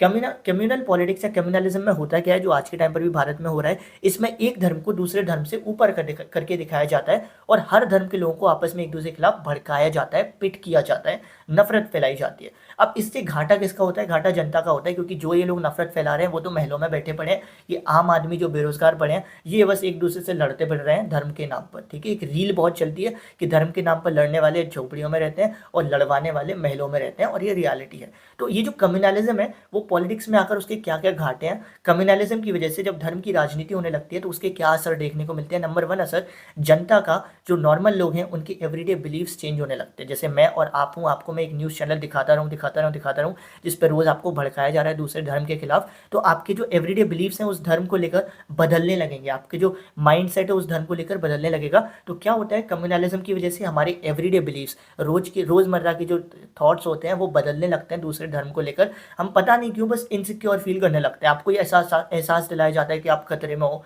आपका धर्म खतरे में हो, भले ये सब कुछ नहीं हो। तो ये सब चीज़ें करी जाती हैं कम्युनलिज्म में। दूसरी चीज़ क्या होती है, कम्युनलिज्म में कई बार धर्म की राजनीति इतनी बढ़ जाती है कि एक रिलीजन को इतना ऊपर करके दिखा दिया जाता है कि उस देश में बाकी सभी रिलीजन इनसिक्योर और इग्नोर फील करते हैं, जिसकी वजह से आलम ये हो जाता है कि कई बार युद्ध तक होते हैं। कई बार युद्ध का मतलब प्रॉपर लड़ाइयाँ होने लगती हैं, कम्युनल वायलेंस हो जाता है, राइट्स हो जाते हैं, जो हमारे देश में कितनी बार हुई धर्म के नाम पर हिंसा। तो ये तीनों चीज़ें आपको पता चलती हैं कि कम्युनलिज्म क्या क्या कर सकता है पॉलिटिक्स में, या जब राजनीति और धर्म आपस में मिक्स हो जाते हैं तो उससे क्या क्या चीज़ें हो सकती हैं। तो ये चीज़ हमारे देश के लीडर्स को पता था कि आगे चलकर धर्म और राजनीति तो एक होंगे। इससे बचाने के लिए उन्होंने हमारे इंडिया में एक सेक्युलरिज्म का मॉडल देखा है। सेक्युलरिज्म का मॉडल बेसिकली क्या कहता था, सेक्युलर मॉडल ऑफ क्या कहता था हमारे देश में, आई होप सो आप ये समझ गए होंगे ना कि communalism can take various form in politics, कैसे कैसे एवरीडे बिलीव्स को चेंज कर देता है। एक रिलीजन बहुत सुपीरियर हो जाता है दूसरे से, जिससे दूसरे सभी रिलीजन को इनसिक्योर फील होता है। और तीसरे में क्या होता है, कई बार वायलेंस तक होते हैं, राइट्स भी होते हैं इसी कम्युनलिज्म के चक्कर में। तो सेक्युलर मॉडल ऑफ स्टेट क्या कहता था, ये बेसिकली हमको कम्युनलिज्म की दिक्कतों से बचाता था। ये सेक्युलर मॉडल ये कहता है, सेक्युलरिज्म ये कहती है हमारे देश में सेक्युलरिज्म है, एटलीस्ट कॉन्स्टिट्यूशन में तो है, भले ही ये नेता लोग ना माने, कॉन्स्टिट्यूशन में तो है। सेक्युलरिज्म ये कहता था कि इंडिया का कोई ऑफिशियल रिलीजन नहीं है। तो जो आज के टाइम पर ये बोलते हैं ना कि हमको पूरे इंडिया का एक ही रिलीजन बनाना है, तो मैं जस्ट एक रैंडम थॉट आपको देकर जाता हूँ। जो आज के टाइम पर लोग बोलते हैं कि इंडिया में सिर्फ एक ही रिलीजन लाएंगे, जब इंडिया में एक ही रिलीजन हो जाएगा तब फिर ये डिवाइड एंड रूल की पॉलिटिक्स खेलेंगे, तब ये कास्ट के बेस पर डिवाइड करेंगे, क्योंकि इनको तो पॉलिटिक्स खेलना है और इस चक्कर में पागल बनती रहती है जनता। ठीक है, तो आप ज़रा सा जब आप पॉलिटिकल साइंस पढ़ते हो ना, थोड़े से अवेयर होकर पढ़ा करो, किसी भी पार्टी के फॉलोअर मत बनो, किसी भी पार्टी के अंधभक्त नहीं बनो, चाहे फिर वो कांग्रेस हो, बीजेपी हो, आम आदमी पार्टी हो, किसी भी पार्टी नहीं। एज अ नागरिक तुम्हारा कर्तव्य है, मैं थोड़ा सा इसमें पॉलिटिकल अपनी फिलॉसफी जोड़ रहा हूँ, एज अ नागरिक तुम्हारा कर्तव्य है हर पॉलिसी को देखना, जो पॉलिसी अच्छी लगी उसको अप्रिशिएट करो, जो खराब लगी उसको नहीं क्रिटिसाइज करो। ये मत बोलो that I support this party. तुम्हारा नागरिक होने का कर्तव्य ही यही है कि तुम बोल सको कि मैं किसी पार्टी को सपोर्ट नहीं करता हूँ, मैं पॉलिसीज़ को सपोर्ट करता हूँ, जो पॉलिसी अच्छी बनाएगा आई विल सपोर्ट देम। ठीक है, तो सेक्युलरिज्म इन इंडिया, वापस आ जाते हैं टॉपिक पे। As I told you, political science पढ़ाते पढ़ाते थोड़ा सा मेरे अंदर का पॉलिटिकल एंथुसियास्ट जाग जाता है। ठीक है, तो सेक्युलर मॉडल ऑफ इंडिया क्या सजेस्ट करता है कि इंडिया का कोई ऑफिशियल रिलीजन नहीं है। इंडिया का कॉन्स्टिट्यूशन कहता है कि हर बंदा जो चाहे उस रिलीजन को प्रैक्टिस कर सकता है, उस रिलीजन को अपने मन का रिलीजन चुन सकता है। यानी the constitution provides freedom to every individual to practise and profess any religion of their choice. Constitution ये भी कहता है कि धर्म के नाम पर भेदभाव नहीं होगा, no discrimination on the basis of religion. ठीक है, फिर आता है caste and politics. Caste and politics भी बहुत ज़्यादा देखने को मिल रहा है आज के टाइम पर। जब आप देखते हो पूरे देश में इलेक्शंस होते हैं तो धर्म की राजनीति बहुत होती है, लेकिन जब स्टेट लेवल पे इलेक्शंस होते हैं तो कास्ट की राजनीति बहुत होती है। कास्ट के बेसिस पे लोगों को बांटा जाता है। कास्ट के नाम पे बेसिकली क्या किया जाता है, पॉलिटिकल पार्टीज ध्यान में रखती हैं, जैसे मान लो वो किसी जगह पे कैंडिडेट खड़ा कर रहे हैं तो वो उस जगह पे देखती है उस जगह पे कौन सी कास्ट सबसे ज़्यादा है। जो कास्ट सबसे ज़्यादा होती है फिर उसी कास्ट का बंदा खड़ा करती हैं ताकि उन्हें ज़्यादा से ज़्यादा वोट मिल सके। कई बार पॉलिटिकल पार्टीज़ क्या करती हैं, कास्ट सेंटिमेंट्स यूज़ करते हैं। जैसे हर जो कास्ट होती है ना, हर जाति के कोई ना कोई अपने भगवान होते हैं, उनके कोई ना कोई अपने कुल देवता होते हैं, कुछ अपनी मान्यताएं होती हैं, कुछ उनकी अपनी कहानियाँ होती हैं, विरासती कहानियाँ। तो ये पार्टीज़ क्या करती हैं, उन कहानियों का, उन कुल देवताओं का, उन भगवानों का, उनकी कहानियों का, इन सब चीज़ों का, उनकी आस्था का, इन सब चीज़ों का इस्तेमाल करती हैं वोट पाने के लिए। सिर्फ ढोंग करते हैं, उनको बाकी कोई मतलब नहीं होगा एक बार इलेक्शन जीतने के बाद। ठीक है, तीसरी चीज़ क्या होती है, कास्ट की वजह से पॉलिटिक्स में ये चीज़ अच्छी हुई है। अच्छी चीज़ मैं इसलिए कहूँगा क्योंकि फंड हमारे देश में 1 पर्सन 1 वोट रूल है। ठीक है, खैर अब उसका भी इतना नहीं रह गया, अब तो जो चाहे वो हो सकता है। ठीक है, जो सिस्टम में चल रहा है अभी पिछले 10 15 20 सालों से हमारे देश में पॉलिटिक्स जिस आलम में जा रही है, 1 पर्सन 1 वोट का भी उतना इंपॉर्टेंस है नहीं। बट फिर भी जो थियोरटिकली लिखा गया है कि हमारे देश में 1 पर्सन 1 वोट है, इसका मतलब एक बंदा वोट तो एक ही करेगा। इस चक्कर में कई बार पॉलिटिकल पार्टीज एक्स्ट्रा एफर्ट भी करती हैं किसी कास्ट के इंसान को अपनी तरफ लेने के लिए। पहले ये एक्स्ट्रा एफर्ट होते थे कि समाज सेवा करते हैं, अब एक्स्ट्रा एफर्ट में वो क्या करते हैं, अच्छा वो पार्टी 2000 दे रही है और हमें वोट देने के हम 5000 दे देंगे। ठीक है, तो ये कास्ट बहुत इंपॉर्टेंट रोल प्ले करती है पॉलिटिक्स में। लेकिन सिर्फ कास्ट के दम पर इलेक्शंस नहीं जीते जा सकते। कुछ बातें ऐसी हैं जो हमें बताती हैं कि कास्ट के दम पर आप इलेक्शंस नहीं जीत सकते। वो कौन कौन सी बातें हैं? जैसे नंबर 1, हमारे देश में कोई भी ऐसी जगह नहीं है जहाँ पर कोई एक कास्ट मेजॉरिटी में हो। कोई भी ऐसी पार्लियामेंट कॉन्स्टिट्यूएंसी नहीं है जो मेजॉरिटी में हो जहाँ पर एक कास्ट। दूसरी चीज़, मान भी लो कि आपने उस कास्ट का बंदा खड़ा कर दिया जिस कास्ट के सबसे ज़्यादा लोग हैं, इसका मतलब ये नहीं कि उस कास्ट के लोग उसी बंदे को वोट करेंगे जिसको आपने खड़ा किया है। हो सकता है वो नाकाबिल हो सकता है वो नालायक हो, किसी काम का ही नहीं हो, तो उसमें आपकी स्ट्रेटजी फेल हो जाती है। तीसरी चीज़ जो हमें ये बताती है कि सिर्फ कास्ट के दम पर इलेक्शंस नहीं जीते जा सकते। आप एक इलेक्शन जीत सकते हो, 2 जीत सकते हो, लेकिन लाइफ टाइम कास्ट के दम पर नहीं। वो ये है कि हमारे इंडिया में आपने देखा होगा मैक्सिमम जगह पे हर 5-10 साल में एमपी एमएलए हारते रहते हैं। जो ये सबूत है कि देश की जो जनता है वो अभी भी इतनी एटलीस्ट इतनी अवेयर तो है कि वो सिर्फ कास्ट के दम पर इलेक्शंस लोगों को नहीं जिता रही है। अब ये तो था कि कास्ट ने क्या रोल प्ले किया है पॉलिटिक्स में, जाति ने क्या रोल प्ले किया है राजनीति में। अब देखते हैं कि जाति को फायदा क्या हुआ है, कास्ट को फायदा क्या हुआ है राजनीति में आके। तो पॉलिटिक्स की वजह से क्या होने लगा है, आज के टाइम पर हर कास्ट ग्रुप अब कोशिश कर रहा है खुद को बड़ा बनाने का, क्योंकि उसे लगता है ताकि वो जितना बड़ा कास्ट ग्रुप होगा उतना ही ज़्यादा वो इन्फ्लुएंस डाल पाएगा पॉलिटिकल पार्टीज पर और पॉलिटिक्स पर। तो होता है ना, हर कास्ट में क्या होता है, एक मेन जाति होती है, फिर उसकी अलग अलग जातियाँ बटी हुई होती हैं। तो अब उन्होंने क्या किया है, वो जाति वाले लोगों ने अपनी सारी जातियों को जोड़ना शुरू कर दिया है ताकि वो खुद को और बड़ा बना सकें और पॉलिटिक्स में इन्फ्लुएंस डाल सकें। दूसरी चीज़ क्या हुई है, पॉलिटिक्स में कास्ट की बात होने की वजह से कई सारी उन कास्ट के बारे में बात होने लगी है जिनको पहले लोग इग्नोर करते थे, जैसे जो बैकवर्ड ग्रुप्स होते हैं। तो ये एक अच्छी चीज़ हुई है कि उनको भी लाइमलाइट मिलने लगी है, उनको भी इंपॉर्टेंस मिलने लगा है, क्योंकि लोग अब उनके पास भी जाते हैं, उनको लगता है यार वोट तो इनके पास भी है, तो इनके पास भी जाओ, इनसे भी बात कर लो। यहीं से बनता है हमारा नेक्स्ट चैप्टर पॉलिटिकल पार्टीज। यही है जो वोट मांगते हैं यहाँ से वहाँ। ठीक है, पॉलिटिकल पार्टीज बेसिकली क्या होती हैं, ये कुछ लोगों का ग्रुप होती हैं जो मिलकर इलेक्शंस को लड़ते हैं और पावर में आने की कोशिश करते हैं। एक पॉलिटिकल पार्टी के 3 कंपोनेंट होते हैं, लीडर्स, एक्टिव मेंबर्स और फॉलोअर्स। लीडर डिसाइड करता है कि उस पार्टी की इमेज कैसी रहेगी, क्योंकि अगर लीडर अच्छा नहीं है तो पार्टी को कोई फॉलो नहीं करेगा, क्योंकि सब लोग लीडर की तरफ ही देखते हैं। पार्टी तो एक नॉन लिविंग थिंग है, पॉलिटिकल पार्टी एक नॉन लिविंग थिंग है, उसके अंदर जो लोग हैं वो लिविंग थिंग है। तो लीडर को देखा जाता है कि लीडर अगर इन्फ्लुएंशियल है, पर्सनालिटी अच्छी है, तो पार्टी को फॉलो किया जाएगा। दूसरा होता है एक्टिव मेंबर्स। एक्टिव मेंबर्स में पार्टी के कार्यकर्ता, पार्टी से जितने भी एमएलएज, एमपीज या जितने भी रजिस्टर्ड मेंबर है पार्टी के अंदर, वो सब एक्टिव मेंबर्स कहलाएंगे। और तीसरा होता है फॉलोअर्स। फॉलोअर्स डिसाइड करते हैं किसी भी पार्टी की popularity, but at the same time सिर्फ सोशल मीडिया फॉलोअर्स की बात नहीं कर रहा हूँ। फॉलोअर्स यानी कि जो रियल लाइफ में जो फॉलोअर्स होते हैं, जो रियल लाइफ में कनेक्ट होता है। वरना सोशल मीडिया के फॉलोअर्स के हिसाब से इलेक्शन जीते जाते तो फिर सभी इलेक्शन जीत रहे होते जितने क्रिएटर्स होते हैं, है ना। तो फॉलोअर्स का मतलब सिर्फ सोशल मीडिया से नहीं है, जो ग्राउंड कनेक्ट होता है उससे होता है। जितना अच्छा ग्राउंड कनेक्ट होगा किसी भी पॉलिटिकल पार्टी का, वो उतनी स्ट्रॉन्ग कहलाएगी। एक पॉलिटिकल पार्टी के क्या फंक्शन होते हैं हम सबको पता है। नंबर 1 फंक्शन तो इलेक्शन लड़ता है। नंबर 2 फंक्शन क्या होता है, अलग अलग पॉलिसीज एंड प्रोग्राम्स बनाती है। नंबर 3 फंक्शन क्या होता है, ये लॉज बनाने में बहुत हेल्प करती है। लॉज बनाने में, अब आप कहोगे लॉ बनाने में इसका क्या काम, बेसिकली लॉ बनती है पार्लियामेंट में, और जो भी सरकार जीत के जाती है तो उसी सरकार के ज़्यादा से ज़्यादा लोग पार्लियामेंट में होंगे, तो हम बोलते हैं कि इनके पास एक एज होता है, इनके पास एक अच्छा चांस होता है कि ये जो चाहे वो लॉ बनवा सकते हैं। तो इसीलिए हम बोलते हैं political parties plays a decisive role in making laws for the country. Parties form and run government. Parties जब इलेक्शंस जीतती हैं तो सरकार बनाती हैं, सरकार चलाती है। सरकार कैसे चलाती हैं, बेसिकली पार्टीज अपने अलग अलग मेंबर्स को ट्रेन करती हैं, फिर उनको अपना अपना एक डिपार्टमेंट सौंप देती हैं, जैसे रोड मिनिस्ट्री का डिपार्टमेंट, हेल्थ मिनिस्ट्री का डिपार्टमेंट, और फिर इस तरीके से सरकार को चलाया जाता है। फिफ्थ, पार्टीज जो इलेक्शंस हार जाती हैं वो अपोजिशन पार्टी का रोल प्ले करती हैं, जो हमारे इंडिया में बड़ा इंपॉर्टेंट है, क्योंकि अपोजिशन पार्टी हमारे सामने एक नया परसेप्शन रखती है और हमें बताती है उन खामियों के बारे में जिनको हम एज ए सिटीजन इग्नोर करते हुए जाते हैं। और हम हमारे देश में क्या करते हैं, अगर कोई अपोजिशन पार्टी का रोल प्ले कर रहा है या फिर कोई रूलिंग पार्टी को अपोज कर रहा है तो हम उसे देशद्रोही बोलने लगता है।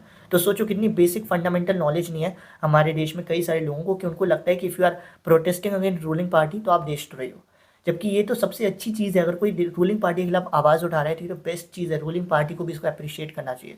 सिक्स्थ चीज़, पार्टीज पब्लिक ओपिनियन को शेप करती हैं। कैसे करती हैं, बेसिकली पॉलिटिकल पार्टीज क्या करती हैं, सभी पब्लिक ओपिनियन, पूरे देश के ओपिनियंस को कंसीडर करती हैं, एनालाइज करती हैं, और उनमें जो सबसे ज़्यादा कॉमन ओपिनियंस होते हैं उनकी मदद से फिर एक्शंस लेती हैं। ये थ्योरेटिकल बातें हैं, ऐसा सच में अगर होता तो बिहार का डेवलपमेंट अभी नेक्स्ट लेवल जा रहा होता। ठीक है, बट ये भी पार्टी का एक फंक्शन है। उसके बाद और पार्टीज क्या करती हैं, पार्टीज लोगों तक गवर्नमेंट वेलफेयर स्कीम्स को पहुंचाती हैं। बेसिकली हर जगह पर जो सरकारी कर्मचारी हैं वो तो नहीं पहुंच सकते, लेकिन पार्टी के कार्यकर्ता जरूर पहुंच सकते हैं। तो जो पार्टी के द्वारा जब वो सरकार में आती है, जो भी स्कीमें चलाई जाती हैं, उनका लाभ, उनका प्रॉफिट ये पार्टी के कार्यकर्ता लोग ही उन तक पहुँचाते हैं। सवाल यह है कि हमको पार्टीज चाहिए क्यों है, पार्टीज क्यों चाहिए, बताओ। सिंपल है, तो पार्टीज इसलिए चाहिए हैं भाई, सबसे पहले तो उसका जवाब ये है क्योंकि पार्टीज चाहिए सो दैट ये 7 फंक्शन जो हमने पढ़े वो परफॉर्म हो जाए। दूसरी बात, अगर कोई पार्टी नहीं होगी तो हर कैंडिडेट इंडिपेंडेंट होकर इलेक्शन लड़ेगा। तो जब कैंडिडेट सब इंडिपेंडेंट हो जाएंगे तो पूरे देश की रिस्पॉन्सिबिलिटी कौन लेगा? कोई तो होगा, कोई तो हो जो पूरे देश के लिए रिस्पॉन्सिबिलिटी ले, अकाउंटेबिलिटी ले। तो इसीलिए हमें पॉलिटिकल पार्टीज़ की ज़रूरत होती है। कितनी पार्टीज़ होनी चाहिए तो ये डिपेंड करता है हर कंट्री के हिसाब से। कई पार्टीज़ है जहाँ पर एक ही पार्टी सिस्टम चल रहा है, वन पार्टी सिस्टम, एक ही पार्टी सदियों से चली आ रही है और वो बढ़िया देश चल रहा है। कई पार्टियाँ जहाँ पर 2 पार्टी सिस्टम होता है, यानी वहाँ पर बेसिकली जैसे अमेरिका है, अमेरिका में डेमोक्रेटिक और रिपब्लिक पार्टी है। तो यहाँ पे क्या होता है, हमेशा जब भी इलेक्शन होता है या तो डेमोक्रेटिक जीतती है या रिपब्लिक जीतती है। तो 2 पार्टी सिस्टम में क्या होता है, हो सकता है कि पार्टीज और भी हो, लेकिन हमेशा जब इलेक्शन होगा तो 2 पार्टीज में से ही कोई जीत जाएगा, या तो डेमोक्रेटिक या रिपब्लिक।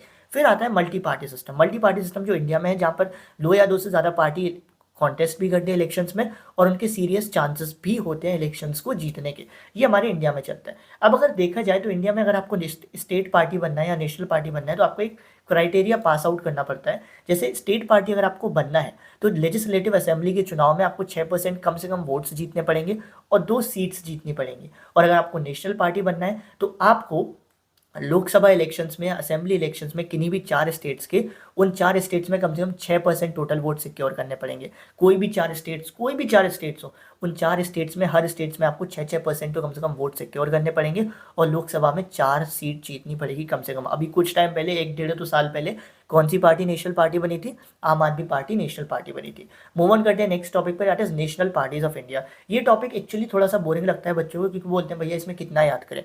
कुछ याद नहीं करना है इसमें, कभी भी इससे कुछ भी आनंद फानंद नहीं पूछा जाता, बहुत लिमिटेड पूछा जाता है अगर पूछा जाता है तो मैं आपको वो लिमिटेड बता देता हूँ। उसके बाद अगर फिर भी तुम्हारा मन हो, बहुत तगड़ी डेडिकेशन हो कि नहीं भैया हम तो पढ़ के जाएंगे, तो पढ़ लेना, बढ़िया, मैंने नोट्स दे रखे हैं इसको। बट अभी मैं आपको सबसे इंपॉर्टेंट चीज़ें बता देता हूँ नेशनल पार्टीज। सबसे पहले इंडियन नेशनल कांग्रेस, INC, ये क्या है, 1885 में फॉर्म हुई थी और इसकी आइडियोलॉजी है सेक्युलरिज्म और वेलफेयर ऑफ वीकर सेक्शन। ये जो जितनी भी आपको दिख रही है ना इस स्लाइड में, ये मैंने एक साथ इसलिए रखी क्योंकि आप ध्यान देखोगे तो पेपर में 2 चीज़ें पूछता है, या तो किसने फाउंड किया था और कब फॉर्म हुई थी, या फिर इनकी आइडियोलॉजी किस पर है। इन 5 पार्टीज़ की आइडियोलॉजी में आप एक चीज़ कॉमन देखोगे, secularism, welfare of weaker section.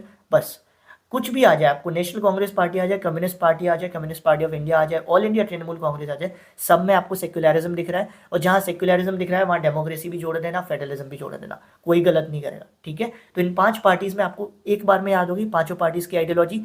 5 parties की आइडियोलॉजी एक बार में क्या याद होगी? सेक्युलरिज्म। जहाँ सेक्युलरिज्म होगा वहाँ फेडरलिज्म भी जोड़ सकते हो, डेमोक्रेसी भी जोड़ सकते हो, समाज सेवा भी जोड़ सकते हो, वीकर सेक्शन, जो मन में आए पॉजिटिव चीज़ें जोड़ सकते हो, ठीक है। बस याद करना पड़ेगा कब फॉर्म हुई। तो इंडियन नेशनल कांग्रेस 1885 में फॉर्म हुई। आइडियोलॉजी सेक्युलरिज्म पे बेस्ड है। सेक्युलरिज्म क्या होता है मैंने बताया था, ये कहता है कि किसी भी एक धर्म को हमारे देश में प्रॉपर ऑफिशियल रिलीजन नहीं बनाया जाएगा, हर धर्म को इक्वली ट्रीट किया जाएगा।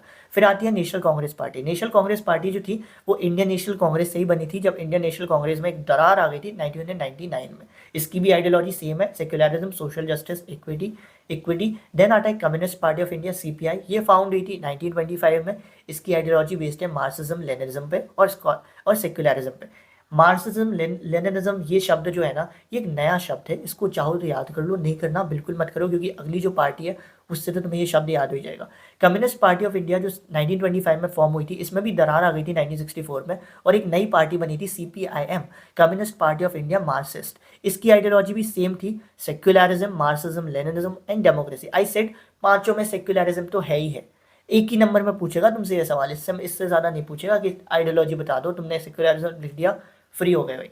फिर आता है ऑल इंडिया तृणमूल कांग्रेस। 1 जनवरी 1998 को इसको फाउंड किया गया था under the leadership of Mamata Banerjee और ये अभी करेंटली रूलिंग पार्टी है वेस्ट बंगाल में। इनकी भी ideology is based on secularism and federalism. फिर आते हैं हमारी 2 और पार्टीज बची हैं, भारतीय जनता पार्टी। अब बस आपको इतना याद रखना है, भारतीय जनता पार्टी, बहुजन समाज पार्टी। यहाँ पे आप सेक्युलरिज्म ऐड मत करना, क्योंकि ये पार्टीज अपना अपना एक रिलीजन पकड़े हुए हैं, थोड़ा सा रिलीजन की तरफ इंक्लाइन है। भारतीय जनता पार्टी जो 1980 में फाउंड हुई थी, इसका बेसिकली मानना है कि जो हिंदुत्व है, हिंदुत्व, कल्चरल नेशनलिज्म का एक बड़ा इंपॉर्टेंट पार्ट है। हिंदुत्व से सिंपल मतलब हिंदू धर्म से है, तो ये हिंदू धर्म की तरफ थोड़े ज़्यादा इंक्लाइन है। इनकी कुछ डिमांड्स है, जैसे ये चाहते हैं जम्मू कश्मीर में प्रॉपर फुल पॉलिटिकल कंट्रोल चाहते हैं, जो कई हद तक इन्होंने स्टैब्लिश किया। इन्होंने ये चाहते हैं कि यूनिफॉर्म सिविल कोड हो सभी लोगों के लिए, जिनकी जो लाने की ये कोशिश भी कर रहे हैं। तो भारतीय जनता पार्टी 1980 में फॉर्म हुई थी। इसमें सेक्युलरिज्म लिखकर मत आना, बाकी 5 में सेक्युलरिज्म लिख सकते हो। उसके बाद बहुजन समाज पार्टी। बहुजन समाज पार्टी बड़ा इंपॉर्टेंट है, इसको किसकी लीडरशिप में फाउंड किया गया था? 1984 में under the leadership of Kanshiram. Kanshiram बड़े इंपॉर्टेंट नाम है और इसमें आपको याद रखना है बहुजन समाज पार्टी मेनली किन के लिए काम करती है, जो वीकर सेक्शंस हैं, जो एससीज हैं, जो एसटीज हैं, इनके लिए काम करती है बहुजन समाज पार्टी। सिंपल है। इसकी जो आइडियोलॉजी थी वो बेस्ड थी साहू महाराज पे, बाबा साहेब अम्बेडकर पे, महात्मा फुले, इन सब की बातों पर। तो याद रखो पहली जो 5 पार्टी थी वो मेनली काम कर रही थी सेक्युलरिज्म डेमोक्रेसी के लिए। भारतीय जनता पार्टी हिंदू में आ गई और इनका थोड़ा हिंदू हिंदू तरफ आ गई, और इसमें आप फेडरलिज्म तो इसमें भी आप जोड़ सकते हो, डेमोक्रेसी इसमें भी जोड़ सकते हो। बहुजन समाज पार्टी में आपको कास्ट याद रखने हैं भैया कि ये किसके लिए काम करते हैं, वीकर सेक्शंस के लिए मेनली काम करते हैं। और इसको फाउंड किसने किया था, under the leadership of Kashiram. Move on करते हैं नेक्स्ट टॉपिक पर, challenges to political parties. Political parties के सामने क्या चैलेंज है? Number 1 challenge, lack of internal democracy. Party के अंदर ही डेमोक्रेसी नहीं बची है। कैसे? अब जो पार्टीज हैं वो मेंबरशिप नहीं रखते, मेंबरशिप रजिस्टर नहीं रखते हैं। वो ये नहीं देखते हैं कि उनके पास ही रजिस्टर नहीं है कि उनके कितने कार्यकर्ता हैं। ऐसा वो इसलिए करते हैं कल के दिन कोई कार्यकर्ता गलत काम कर गया तो तुरंत बोल देंगे नहीं नहीं भाई हमारा मेंबर नहीं था। ठीक है, तो पार्टीज क्या करती हैं, अपने मेंबरशिप रजिस्टर्ड नहीं रखती हैं, मीटिंग्स नहीं करती हैं रेगुलरली जिससे आम आदमी को पता चल पाए क्या हो रहा है। और साथ ही साथ इंटरनल इलेक्शंस तो किसी भी पॉलिटिकल पार्टी में नहीं होते हैं, ध्यान से देखा जाए तो। हर पॉलिटिकल पार्टी में ऐसे ही अपने आप लीडर बनते जाते हैं। कोई भी पॉलिटिकल पार्टी के अंदर इलेक्शन नहीं होता। जब पार्टी के अंदर इलेक्शन नहीं हो रहा है तो आपको लगता है ये पार्टी वाले बाहर के इलेक्शन फेयर तरीके से कराएंगे? सिंपल है। तो लैक ऑफ इंटरनल डेमोक्रेसी पहला चैलेंज है, जिसमें पार्टीज की मेंबरशिप रजिस्टर्ड नहीं होते हैं, रेगुलर मीटिंग्स नहीं होते हैं, टॉप पोजीशंस के लिए इलेक्शंस नहीं होते हैं, जिसकी वजह से जो ऑर्डिनरी मेंबर है उसको सफिशिएंट इन्फॉर्मेशन मिल ही नहीं पाती कि उसकी पार्टी में क्या चल रहा है। दूसरा चैलेंज है डायनेस्टिक सक्सेशन। डायनेस्टिक सक्सेशन यानी वंशवाद आपको हर पार्टी में देखने को मिलेगा, कांग्रेस, बीजेपी, हर पार्टी में। यहाँ पे क्या होता है, नेता का बेटा, नेता का बेटा, नेता का बेटा, यही नेता बन जाता है। इसमें कोई दिक्कत नहीं है, बिल्कुल बनना चाहिए, नेता का बेटा नेता बनना चाहिए, लेकिन अगर वो काबिल है तो। अगर वो काबिल नहीं है और उसकी वजह से किसी डिजर्विंग की सीट जा रही है तो ये दिक्कत बन जाता है। सिंपल सी बात है, dynastic succession is not a bad thing.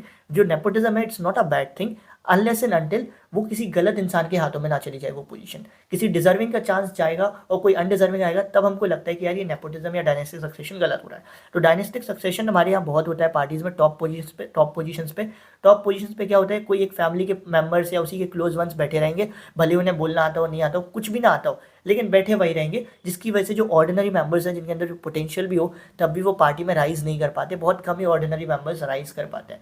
तीसरा जो चैलेंज है that is growing role of money and muscle power. Parties आज के टाइम पर इलेक्शन जीतने का सोचते हैं, जिसकी वजह से पार्टीज का क्या होता है, उनका एम है इलेक्शन जीतना, तो वो शॉर्टकट्स यूज़ करते हैं।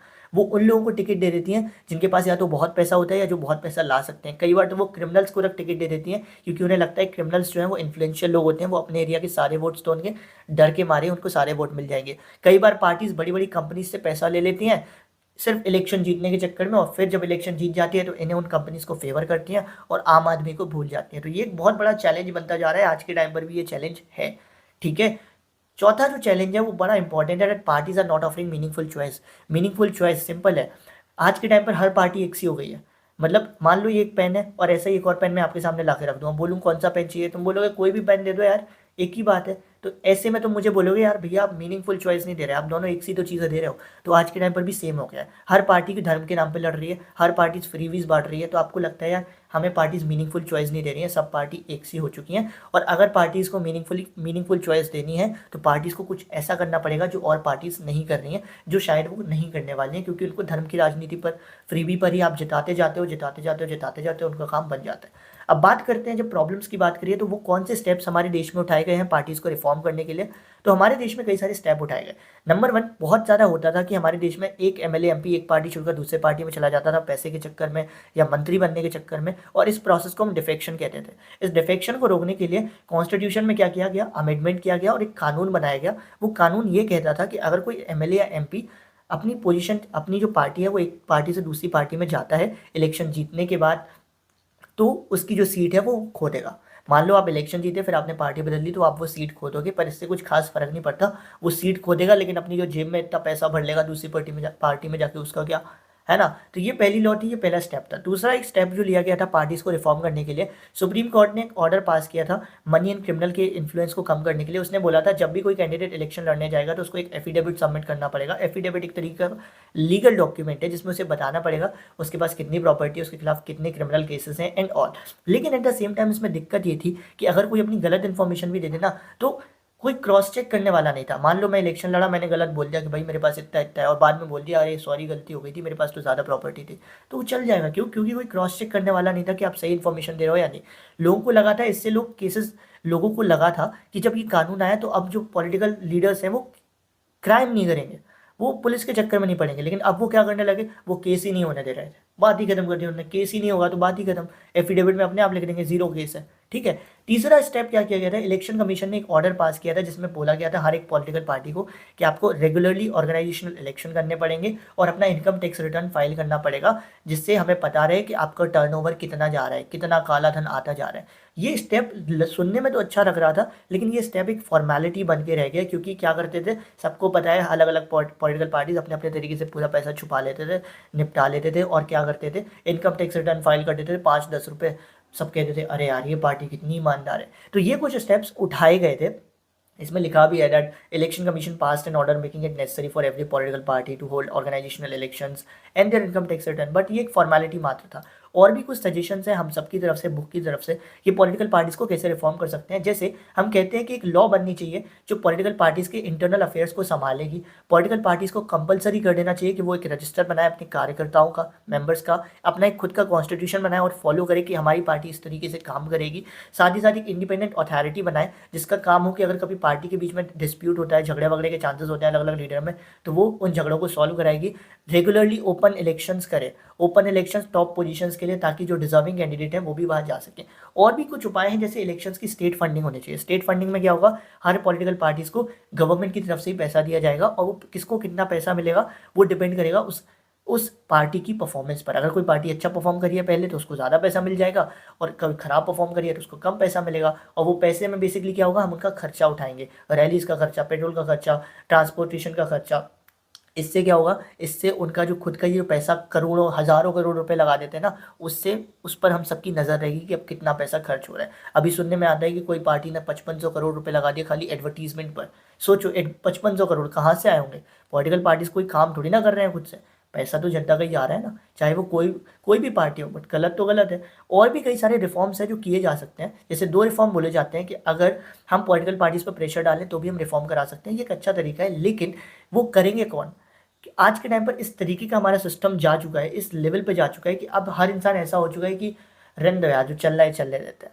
तो इस चक्कर में जो पहला जो रिफॉर्म है ना, कि लोग पॉलिटिकल पार्टी पर प्रेशर डाल सकते हैं, एफआईआर करके, पिटीशन करके, एडवर्टीजमेंट करके, इससे अब बहुत ज़्यादा ऐसा कुछ मिलता नहीं। आप ही देख लो, पुणे पॉर्श कांड हुआ था, उसमें आज क्या हुआ किसी को नहीं पता। अभी हमारे यहाँ वो KIIT यूनिवर्सिटी में हुआ, क्या हो रहा है कुछ नहीं पता है। सब में पॉलिटिक्स हो रही है, सबको पता है कि एफआईआर नहीं हुई है, लेकिन कुछ हो रहा है। हमने प्रेशर भी डाला सोशल मीडिया के थ्रू हर तरीके से, लेकिन कुछ नहीं हो रहा है। तो ये जो बात है ना, अब मैं लिटरली बता रहा हूँ, मेरे को ऐसा लगता है जब मैं ये पढ़ाता हूँ, थ्योरी पढ़ाता हूँ, मुझे ऐसा लगता है मैं जस्ट वेस्ट कर रहा हूँ अपना टाइम इस थ्योरी पढ़ के, क्योंकि इसका प्रैक्टिकल लाइफ में कोई यूज़ हो ही नहीं रहा है। लोग इसको पढ़ के कुछ इंप्लीमेंट कर ही नहीं रहे।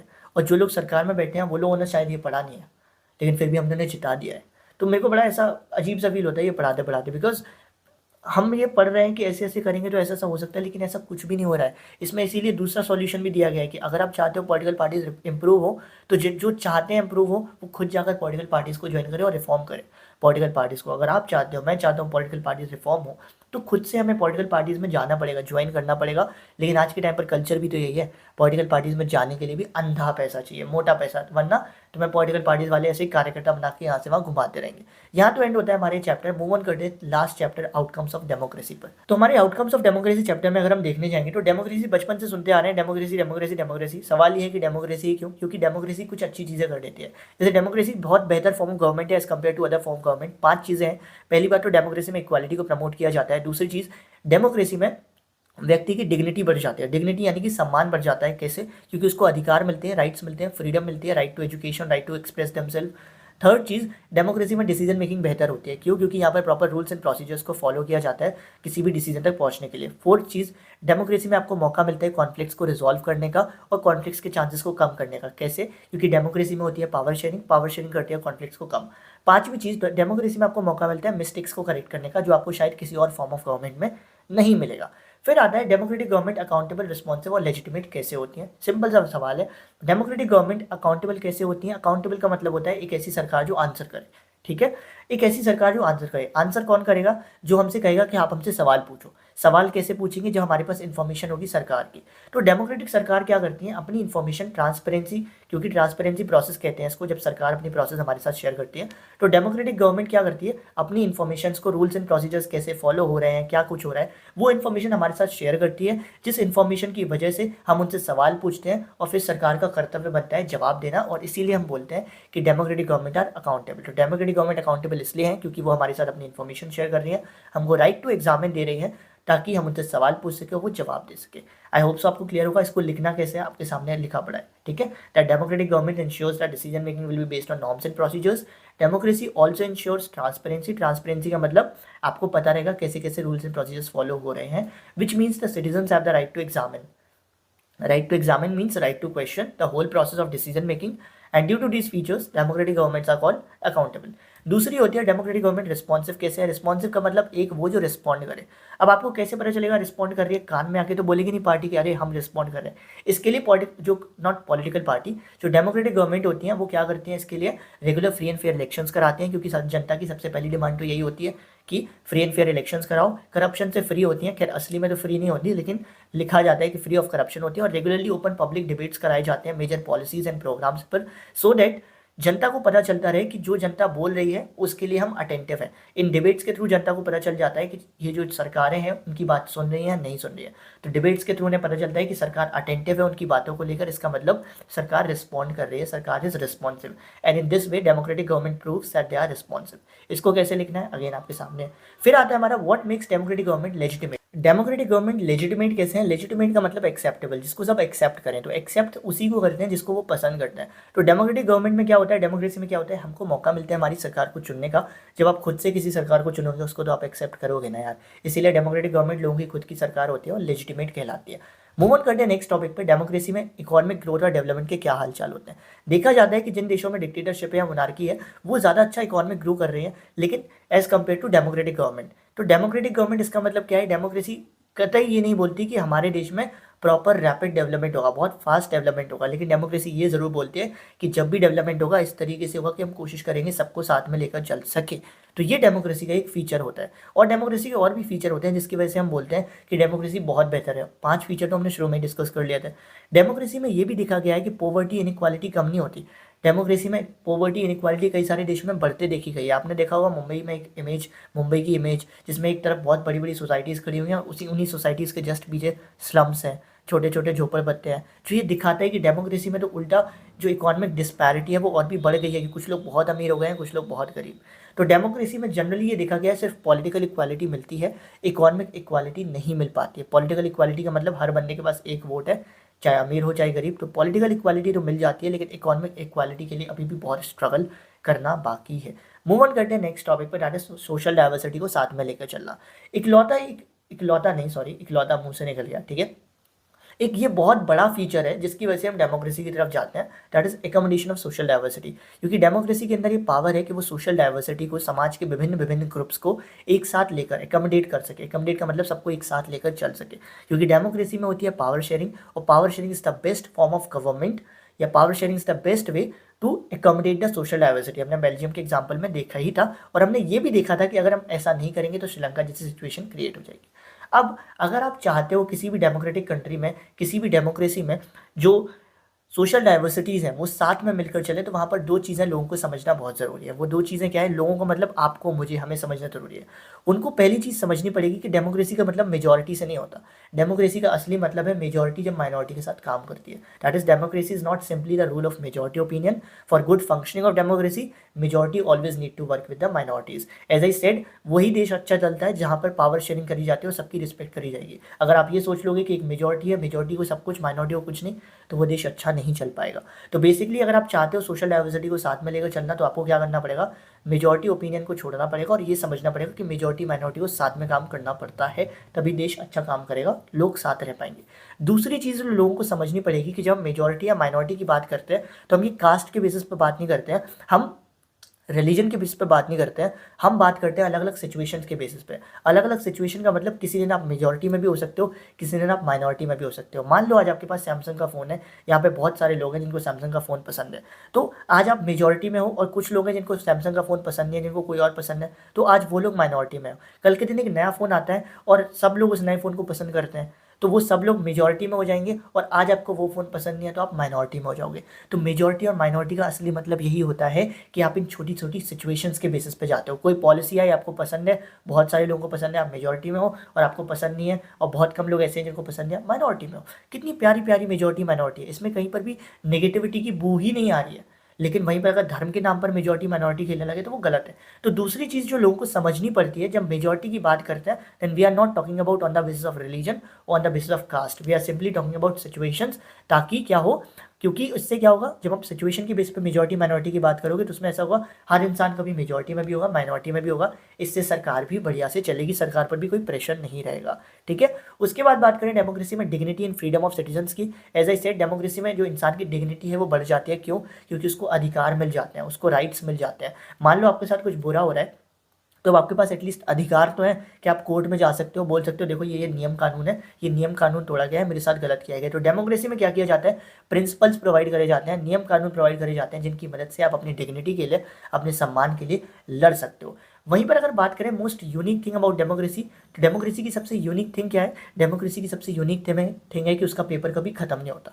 आपके पेपर खत्म होंगे, मेरे पेपर खत्म होंगे, लेकिन जिंदगी के इम्तिहान ना आपके कभी खत्म होंगे ना मेरे कभी खत्म होंगे। ऐसी डेमोक्रेसी भी खत्म नहीं होते। जितनी ज़्यादा डिमांड्स लोगों की पूरी होती जाती है डेमोक्रेसी में, उतनी ज़्यादा उनकी एक्सपेक्टेशंस बढ़ जाती है, और ये साइकिल चलती रहती है, चलती रहती है, चलती रहती है। इसी वजह से अब पार्टीज़ ने एक्सपेक्टेशंस पूरी करना बंद कर दिया कि लो भाई हम एक्सपेक्टेशंस पूरी नहीं करेंगे तो अब आप हमारा क्या एग्जाम लोगे। ठीक है, तो हो रहा है ऐसा, हमारी कंट्री में हो रहा है। मैं बहुत कंट्रोल करना पड़ता है पढ़ाते पढ़ाते अपने उस पॉलिटिकल एंथुसियास्ट को, क्योंकि मैं चाहता हूँ बिल्कुल टू द पॉइंट पढ़ा कर जाऊँ, आपका भी टाइम वेस्ट ना हो, मेरा भी टाइम वेस्ट ना हो। एंड आई होप सो ये इस चैप्टर का डीएन है और आपको ये पूरा चैप्टर समझ में आ गया होगा। और नाउ इफ़ यू वांट कि अगर मैं हिस्ट्री के चैप्टर्स पर अलग अलग छोटे छोटे वीडियोस बना दूं प्रिंट कल्चर पर, कि मुझे समझ नहीं आ रहा बनाना चाहिए नहीं बनाना चाहिए, अगर आप चाहते हो बना दो ऐसा कुछ, तो please let me know in the comment section. इससे कोई डाउट है, टेलीग्राम ग्रुप पे आ जाओ, डिस्क्रिप्शन बॉक्स में लिंक है, वहाँ पर मुझसे बात कर लो, जो भी डाउट है क्लियर हो जाएगा। और भी जो भी डाउट है आप मेरे से बात कर सकते हो ईजिली। सारे नोट्स की पीडीएफ डिस्क्रिप्शन बॉक्स में मिलेगी आपको। आई होप सो आपको ये पूरा समझ आया होगा। मिलते हैं नेक्स्ट वीडियो में। All the best everyone.